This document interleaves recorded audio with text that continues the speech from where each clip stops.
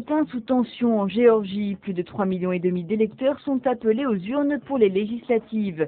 Le parti pro-occidental du président Mikhail Saakashvili, au pouvoir depuis 8 ans, affronte une coalition d'opposition menée par le milliardaire Bidzina Ivanishvili.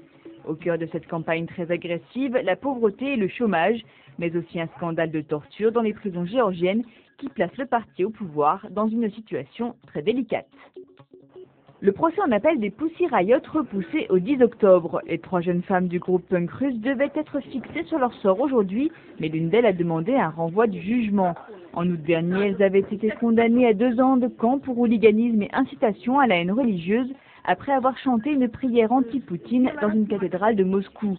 Selon leurs avocats, peu de chances que le jugement change. Au mieux, elles espèrent une réduction de peine. Plusieurs morts et des dizaines de blessés dans une attaque suicide revendiquée par les talibans dans l'est de l'Afghanistan. Parmi les victimes, 3 soldats de l'ISAF, la force armée de l'OTAN, mais aussi des policiers afghans et des civils. Le kamikaze à moto s'est fait exploser près d'un marché proche du quartier général de la police et du gouvernement de la province de Khost. Et pour finir ce scandale qui agite le handball français, l'icône des Bleus Nicolas Karabatic et 16 autres personnes placées en garde à vue. Les joueurs du club de Montpellier, champion de France en titre, sont soupçonnés d'avoir volontairement perdu un match en mai dernier pour permettre à des proches de remporter des paris sportifs. Selon leur avocat, Nicolas Karabatic et son frère Luca, joueur lui aussi, ont parié mais n'ont pas truqué le match.